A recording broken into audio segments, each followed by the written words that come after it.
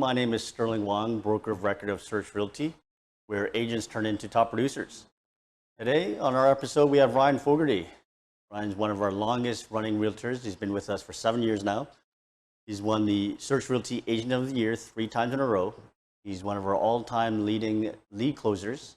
He has one of the fastest close times at 15 days from lead to close, and he has one of our highest close ratios.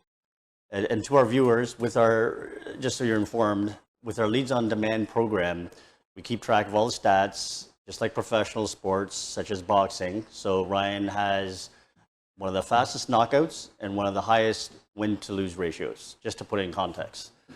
Yeah, I know you're going to love hearing from Ryan today, because contrary to what you may have heard about Ryan, he's actually had a rough start with real estate, and he's overcame that rough start. He used to be terrified of the phones, and now, as mentioned, he's one of Search Realty's biggest success stories. Without further ado, Ryan, how are you doing? I'm great, Sterling. Thanks for having me. All of our guests, we have the 5 icebreaker questions, just so our audience could get to know you a little bit more and your background. I've known you since high school, over 20 years ago, but for the audience, how long have you been a realtor for? Well, Sterling, I think I got my real estate ticket in 2014, so about 8 years now. Okay. And how did you get into real estate? And just for our audience, the reason why I'm phrasing this is because not everybody wakes up in the morning and says, "Hey, I want to be a real estate agent for my career." So they kind of landed into real estate, and they kind of have their own story. And so how did you get into real estate, Ryan? Yeah, no, absolutely. So, prior to real estate, I was working in the medical industry as purchasing supply chain. I was basically let go of that position, and I thought to myself, well, I could very well get another job. I was looking for more of a rewarding career. I read this book called What Color is Your Parachute? And what that forces you to do is take an inventory of what you're looking for, right? So the people you want to work with, the flexibility in hours, and the money you want to make. Right. As a result of taking an inventory of what within, I came to real estate and started exploring. Ooh, cool. And what brought you to Search Realty?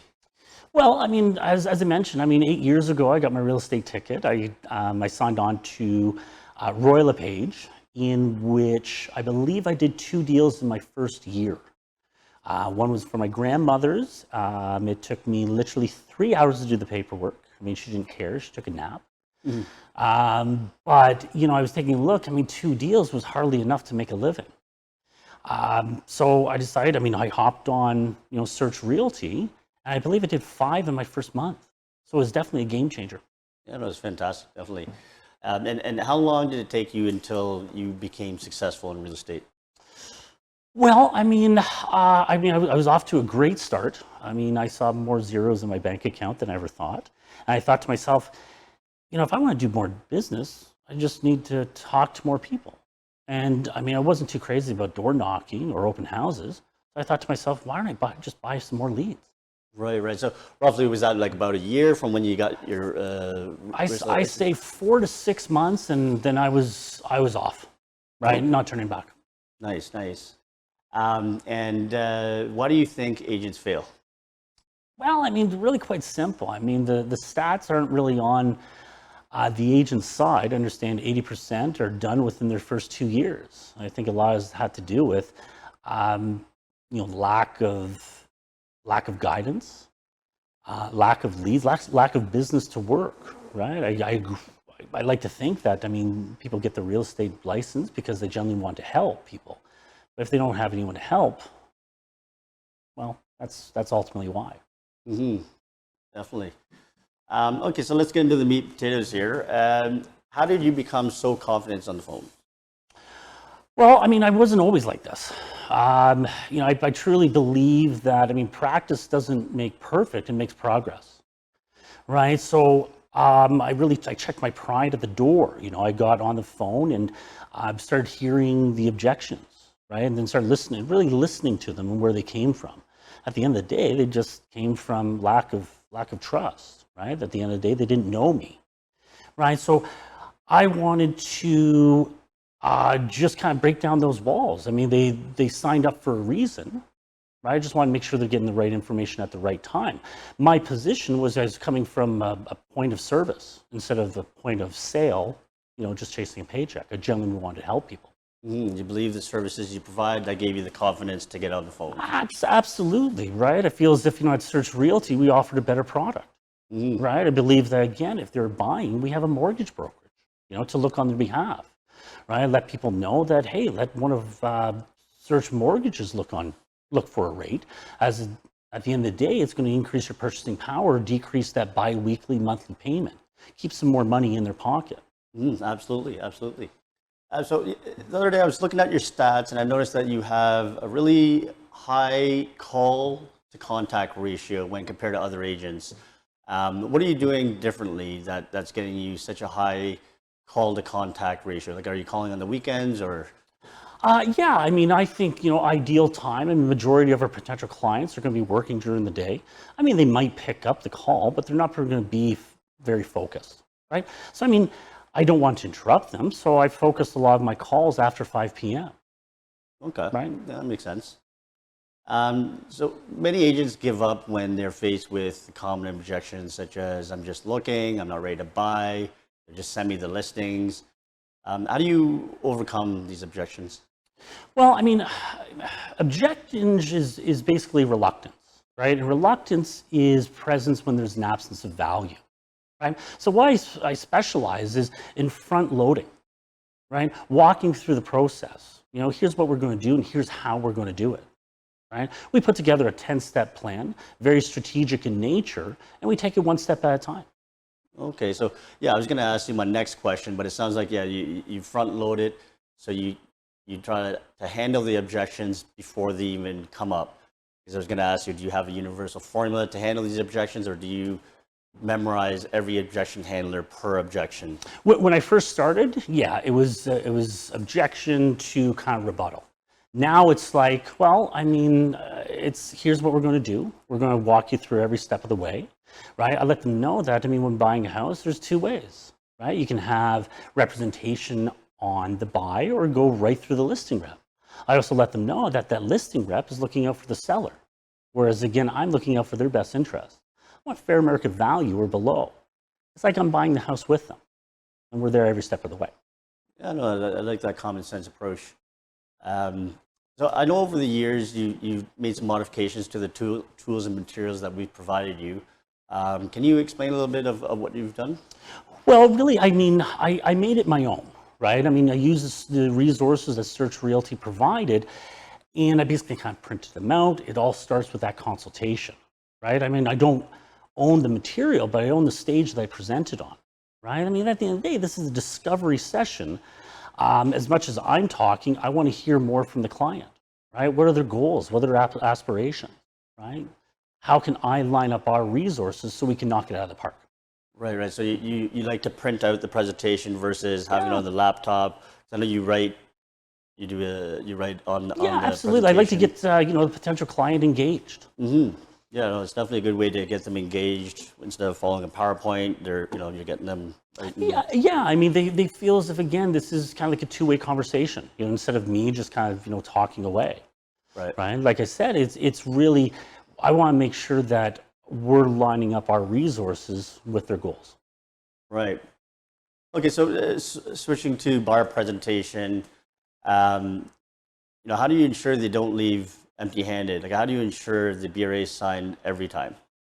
Well, like I said, I mean, it's all about front-loading value, right? I phrased it in the way that, I mean, there's two ways when you're working with a realtor. You have the customer service and you have a client, right? For the purpose of the presentation, I'll say that, hey, for the purpose of this presentation, we'll be acting as a client, right? Looking out for your best interest every step of the way. Ryan, can you tell us a little bit about what is the most common objection that you usually get on the phones, and how do you handle it?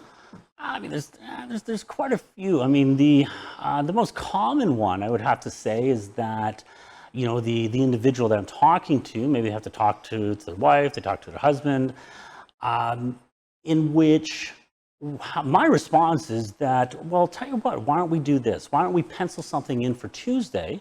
If something comes up, give me a quick text or give me a quick call. I'll be happy to reschedule, right? I really just assume the appointment's there and move forward. Right. So the spouse objection is the most common one, and you still go ahead and proceed to book. Yeah, absolutely. I mean, if you want to talk to the wife, a happy life, right? Absolutely. I mean, all the decision makers, we want them to be present, right? But I also ask them, is it fair to say that you guys are together on Wednesday evening at 7 o'clock? If they say yes, I say, well, great. Let's pencil something in. If something comes up, we'll gladly reschedule. Yeah, no, that's fantastic. It's fantastic. And I know that, it's taken you some time to build this confidence, and you weren't always this confidence. You had the fear of being on the phones. What's one tip that you could give agents on how to fast forward that, overcoming that fear of being on the phones? Well, I mean, my early days of real estate, I mean, it said sales rep. And I mean, I knew that, very equivalent to, let's say, a tennis player, what was that one thing a tennis player had to do to get better at tennis? It'd be hitting tennis balls. I knew that as a sales rep, for me to get better at sales, get better at objections, is me getting on the phone. And when I first started, I was absolutely terrified. I was worried about interrupting people, worried about like what I was going to say, but I knew it had to be done. I looked into YouTubes, I looked into TED Talks, and I just couldn't really find anything. As a result, I decided to take a couple sessions on hypnosis, right? And that was a game changer for me. Shortly after, the anxiety just kind of melted away. I was now calling with a purpose, right? I was following up on an inquiry that they made, right? Instead, again, it was a total paradigm shift. It was a total mindset that change. Yeah, no, I know. I'm a believer of hypnosis. I've done it as well, and yes, it's definitely a way to fast forward any kind of baggage, as they call it, and so you can proceed. No, thanks for sharing that with us, Ryan. Switching to the buyer's representation, ensuring that the buyers don't leave empty-handed and they get the BRA signed every time. Do you want to share an objection, that common objection, and how you handle it when it comes to signing? Well, I don't really get too many objections at the BRA. Okay, what I do is we start them off as a free consultation, in which we're going to talk about best practices, we're going to talk about common mistakes, we're going to talk about negotiating for the client's best interest. I'm going to ask a lot of questions, right? Because again, I'm wondering if this is a good fit. Right? And at the end of the day, if it is, we move forward. Right? It feels, again, an objection is going to come in when I didn't establish enough value. And as I mentioned, I like to front end load it. Right? I want to make sure that they know that I'm working on their behalf and I'm looking out for their best interest every step of the way. So there you have it, guys. Ryan's showing value from the minute he gets on the phone. He carries that over to the presentation. So when it does come to the signing, minimal or no objections at all, because he's conveyed the trust and showed value, front end loaded, as he mentioned. So yeah, Ryan, thank you so much for providing us with this valuable information. I know our viewers have taken a lot of good and useful information. And for each guest, we have a closing question. What's one piece of advice you can leave with realtors with today? Yeah, whether they're starting, if they're a week in or if they're 10 years, what's that one thing? Get on the phone. If you want more appointment, get on the phone. If you want more signups, get on the phone. If you want more deals, get on the phone.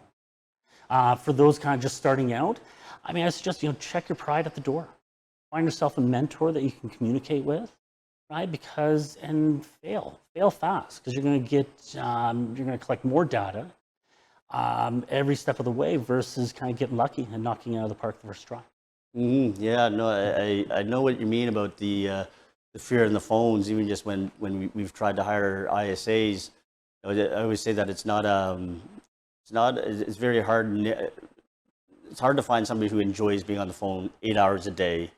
We have to do it because that's how we earn an income. But that's great that you mentioned that's a very important part on being on the phones. So yeah, thanks a lot, Ryan. It's been a pleasure having you on the show. My pleasure. Yeah, absolutely. And to all the viewers, thank you for tuning in. To keep more updated and see the content that we will be providing from our top producers, you can follow us on all our social media channels. For now, signing off, Sterling.